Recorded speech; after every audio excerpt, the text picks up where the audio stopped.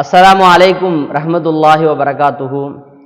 அன்பிற்குரியவர்களே, சமீபத்திலே மதுரையில் நடைபெற்ற ஒரு நிகழ்ச்சியில் தோழர் அண்ணாமலை, பாஜக கட்சியினுடைய முன்னாள் மாநில தலைவர், சில புள்ளி விவரங்களை பகிர்ந்தளித்தார். அவர் சார்ந்திருக்கக்கூடிய கலாச்சாரங்களையும் பண்பாடுகளையும் பேசுவது அவருடைய உரிமை, அதில் மாற்று கருத்தை யாருக்கும் இருக்க முடியாது. ஆனால் இடையிலே பேசிக்கொண்டே வருகின்ற பொழுது இடையிலே ஒரு தகவலை பகிர்ந்து கொண்டார். 2055ஆம் ஆண்டு உலகத்தில் பெரும்பான்மையான சமூகமாக இஸ்லாமிய சமூகம் உருவாகிவிடும், இஸ்லாமிய கலாச்சாரங்களை பின்பற்றக்கூடியவர்கள் உருவாகிவிடுவார்கள் என்கின்ற ஒரு புள்ளி விவரத்தை தோழர் அவர்கள் பகிர்ந்தார்கள். இந்த நேரத்தில் சில கேள்விகளை அவரோடு நாம் கேட்க வேண்டிய நிர்பந்தம் இருக்கிறது. ஒரு மார்க்க அறிஞனாக, சமூகத்தில் நடைபெறுகிற காரியங்களை உற்று பார்க்கிற ஒரு சமூக செயல்பாட்டாளராக சில தகவல்களை நாம் பேசிக்கொள்ள வேண்டிய தேவை இருக்கிறது. முதல் செய்தி என்னவென்றால், அன்பிற்குரியவர்களே, தோழர் அவர்கள் சொல்லக்கூடிய விஷயம் என்னன்னா, பரவுகிறது ஒன்றை நன்றாக நாம் புரிய வேண்டும். எப்பொழுதும் யாராலும் யாருடைய உள்ளத்திலும் கொண்டு போய் ஒரு கலாச்சாரத்தையோ ஒரு பண்பாடையோ அல்லது ஒரு மத வழிபாட்டு முறையையோ கொண்டு போய் திணித்து விட முடியாது என்பதை முதற்கண் நாம் விளங்க வேண்டும். யாரையும் பயமுறுத்தி அல்லது ஆசை வார்த்தைகள் காட்டி பணம் தர்றோம் அப்படின்லாம் சொல்லி, அல்லது உங்களை கொன்றுவோம் அப்படின்னு சொல்லி எல்லாம் ஒரு கலாச்சாரத்தை கொண்டு போய் திணித்து விட முடியாது. அப்படி திணித்தால் அது நிலைபெறாது என்பதை நாம் நிகழ்காலத்திலும் கடந்த கால வரலாறுகளின் வழியாகவும் தெரிந்து கொள்ள முடியும். ஆக திணிக்க முடியாது. சரி, ஓகே. இரண்டாவது எனக்கு இருக்கிற கேள்வி என்னவென்றால், தோழர் அவர்கள் சொல்வதை போன்று இஸ்லாம் 2055ஆம் ஆண்டு பரவலாகிவிடும், பெரும்பான்மையான மக்கள் மாறிவிடுவார்கள் அப்படின்னு சொன்னா, உங்களை போன்று அல்லது நீங்கள் சார்ந்திருக்கக்கூடிய சிந்தனையாளர்கள் எல்லாம் முன்வைக்கக்கூடிய குற்றச்சாட்டு என்னவென்றால், இஸ்லாமிய மார்க்கத்தின் மீது, இஸ்லாமிய மார்க்கத்தை பின்பற்றக்கூடியவர்கள் மீது வைக்கக்கூடிய குற்றச்சாட்டு என்னவென்றால், முதல் குற்றச்சாட்டு, இஸ்லாம் தீவிரவாதத்தை வளர்த்தெடுக்கிறது. இஸ்லாம் தீவிரவாதம் அப்படிங்கிற ஒரு குற்றச்சாட்டை தாங்கள் வைக்கிறீர்கள். தீவிரவாதம் என்கின்ற கான்செப்டை சுமந்து நிற்கக்கூடிய மார்க்கம் எப்படி மக்கள் மன்றத்திலே வளரும்? தீவிரவாதம் என்றால் என்ன? மற்றவர்களை அநியாயமான முறையிலே கொலை செய்வது, மற்றவருடைய உரிமையை பறிப்பது, மற்றவர்களுடைய அனைத்து விதமான செயல்பாடுகளையும் நாம் வெறி கொண்டு எழுவது அப்படிங்கிறது தானே. அப்படி இருக்குமையானால் எப்படி மக்களிடத்தை வளரும்? இரண்டாவது, பெண் சமூகத்தை அடிமைப்படுத்துகிறார்கள். பெண் அடிமைத்தனத்தை இஸ்லாம் போதிக்கிறது. ஃபர்தாவின் வழியாக, கல்வி கொடுக்க மறுப்பதின் வழியாக, அப்படி எல்லாம் பயங்கரமான பிரச்சாரம் எல்லாம் செய்றீங்களா இல்லைங்களா? அப்படி இருக்கும் பொழுது எப்படி மக்கள் மன்றத்திலே இஸ்லாம் வளருகிறது? மூன்றாவது கேள்வி மிக முக்கியமானது, இஸ்லாம் என்பது பழமைவாதம் அப்படின்னு பேசுறீங்க. பழமைவாதமான ஒரு சிந்தனை எப்படி மக்கள் மன்றத்தில், இவ்வளவு நவீனமான இந்த உலகத்துல, நிறைய கண்டுபிடிப்புகள் நிறைந்திருக்கக்கூடிய உலகத்துல, மக்கள் எல்லாம் படித்து கல்வியாளர்களாக மக்கள் இன்று மிகப்பெரிய எழுச்சியை நோக்கி போய்கொண்டு இருக்கிற நேரத்திலே எப்படி இஸ்லாம் வளர்கிறது என்கின்ற கேள்வி எனக்கு எழுகிறது. அன்பிற்குரியவர்களே, இரண்டாவது விஷயம் இது.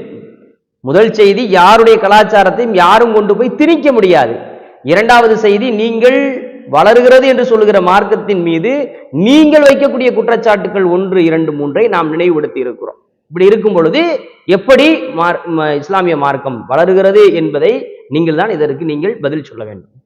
அன்பிற்குரியவர்களே, அதே நேரத்தில் மக்கள் மார்க்கம் ஒரு கலாச்சாரத்தில் இருந்து இனியொரு கலாச்சாரத்தை நோக்கி மக்கள் தேடுகிறார்கள். அவர்களாக முன்வந்து, ஒரு கல்வியாளர் படிக்கிறாரு, ஆய்வு பண்றாரு, சமூகத்தில் இருக்கக்கூடிய நிகழ்வுகளை எல்லாம் பார்த்து அவர் புரிந்து வேறொரு பண்பியலை பின்பற்ற வேண்டும் என்று ஆசைப்படுகிறார் என்றால் அதற்கு 2 காரணங்கள் இருக்கிறது. ஒன்று, அவர் சார்ந்திருக்கக்கூடிய கலாச்சாரத்திலே ஒழுக்கவியல் பண்பாடு நேர்த்தியாக இல்லை என்கின்ற அச்சமோ கவலையோ. இப்ப நம்ம பார்க்கிறோம், மேற்கத்திய கலாச்சாரம் எல்லாம் ரொம்ப டேஞ்சரா இருக்கு. அரைகுறையா ஆடை அணிவது, ஒரு குடும்ப கட்டமைப்பு இல்லாதது, ஒரு ஏற்றத்தாழ்வையே வித்தியாசமான முறையில் கையாளுவது.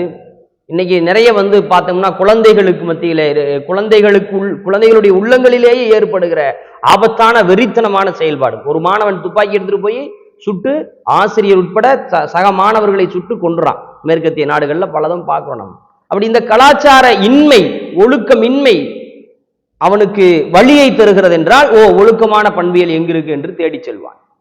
இரண்டாவது மிக முக்கியமான செய்தி, ஒருவன் மற்ற கலாச்சாரத்தையோ வழிபாட்டு முறைகளையோ தேடி செல்கின்ற பொழுது அவனுக்கான சுயமரியாதை அவனுக்கு அங்கு வழங்கப்பட வேண்டும். சுயமரியாதை மிக முக்கியமானது. அடிமைத்தனம் என்பதை இந்த உலகத்தில் எந்த மனிதனும் ஏற்றுக்கொள்ள மாட்டான். கடக்கோடி. தலையில் பிறந்தவன், புஜத்தில் பிறந்தவன், இடுப்பிலே பிறந்தவன், காலில் பிறந்தவன், எங்கும் பிறக்காதவன், பார்த்தாலே தீற்று, தொட்டாலே தீற்று என்கின்ற வழிமுறை எல்லாம் இருக்கிறது அல்லவா? இதையெல்லாம் எந்த மனிதனும் ஏற்றுக்கொள்ள மாட்டான். மேலிருப்பவன் கீழிருப்பவன் மேலிருப்பவனை பார்த்து ஆச்சரியப்படுவான், அதுக்கு கீழே இருப்பவன் அதுக்கு மேல் இருக்கவனை பார்த்து ஆச்சரியப்படுவான். இப்படி இந்த ஏற்றத்தாழ்வு, அதாவது மனிதனை அடிமையாக்குகிற ஒரு குணம் இருக்கிறது அல்லவா, அந்த குணத்தை இந்த உலகத்தில் எந்த மனிதனும் ஏற்றுக்கொள்ள மாட்டான்.